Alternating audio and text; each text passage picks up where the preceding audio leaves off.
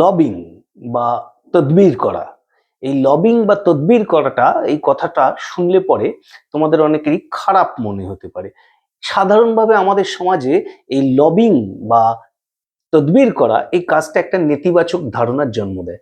এ কি অন্যের হয়ে লবি করছে, তদবির করছে, এটা বোধহয় ভালো কিছু নয়। কোনো একটা নিজের কোনো স্বার্থ আছে, সেই স্বার্থের জন্য এই কাজটা করছে, ভালো কাজ নয়। এটা আমরা সাধারণভাবে আমাদের সমাজে প্রচলিত ধারণা। কিন্তু বাস্তবে এই লবিং, এটা কিন্তু ইউরোপ এবং আমেরিকায় একটা প্রফেশন।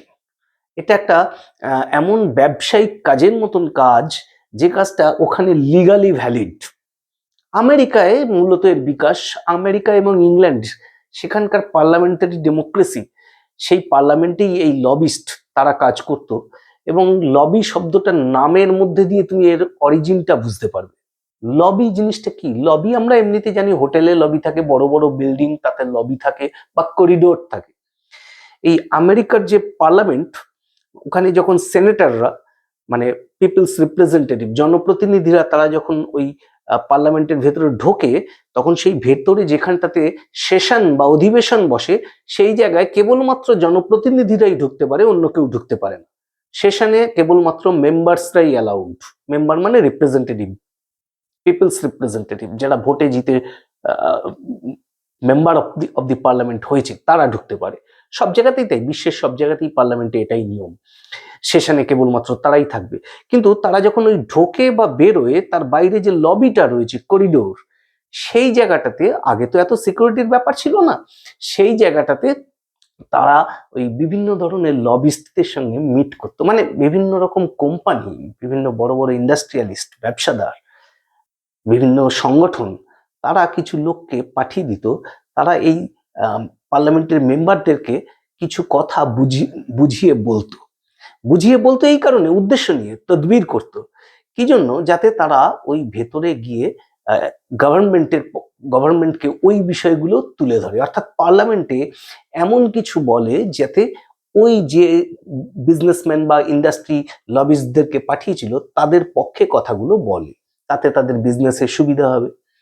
অর্থাৎ সোজা কথা, লবিস্ট বা লবিং, এটা একটা professional practice of influencing the government, the policy makers, দি লেজিসলেচার্স, তাদেরকে, যারা আইন তৈরি করবে, রুল তৈরি করবে, পলিসি তৈরি করবে, তাদেরকে ইনফ্লুয়েন্স করা, যাতে এই কোম্পানিগুলোর কাজে সুবিধা হয়।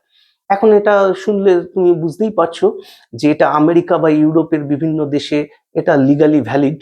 কিন্তু ভারতের মতন অনেক দেশ আছে যেখানে এই নিয়ে কোনো আইন নেই। অনেক দেশ আছে ব্যান, লবি করা চলবে না। আবার ভারতের মতন দেশে স্পষ্টভাবে কোনো আইন করা নেই। ফলে এখানে লবিং জিনিসটা কখনো নৈতিকভাবে, কখনো কখনো খারাপ, আবার কখনো কখনো দিব্যি চলে, প্রচুর লবিং হয়। এমনকি ভারত সরকার, সেও আমেরিকাতে লবি করে।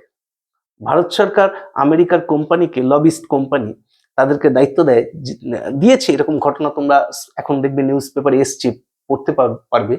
পহেলগামে যখন ঘটনা ঘটলো, তারপরে ভারত পাকিস্তান যখন গন্ডগোল লাগলো, যখন ওই মিলিটারি অপারেশন চলছিল, তখন ভারতের পক্ষে সমর্থন জোগাড় করবার জন্য ট্রাম্প অ্যাডমিনিস্ট্রেশনের কাছে ভারত সরকার আমেরিকার একটি লবিস্ট কোম্পানিকে নিয়োগ করেছিল। ঘটনা হলো,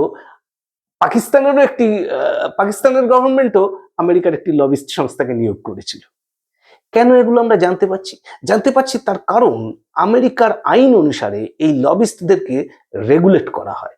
অর্থাৎ সেখানে একটা ট্রান্সপারেন্সি বা স্বচ্ছতা বজায় রাখবার আইন কানুন আছে।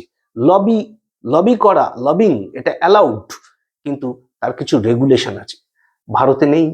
ফলে ভারতে এই কাজটায় অনেক অস্বচ্ছতা, অনেক ঘুষ দেওয়া নেওয়া, এগুলোও ঘটে। আমেরিকাতেও ঘটেছে, কিন্তু ভারতের ক্ষেত্রেও এই ধরনের বিপদের সম্ভাবনা আছে, এবং তার জন্য ভারতেও একটা আইন তৈরি হওয়ার দরকার আছে, এটা বুঝতেই পারছো।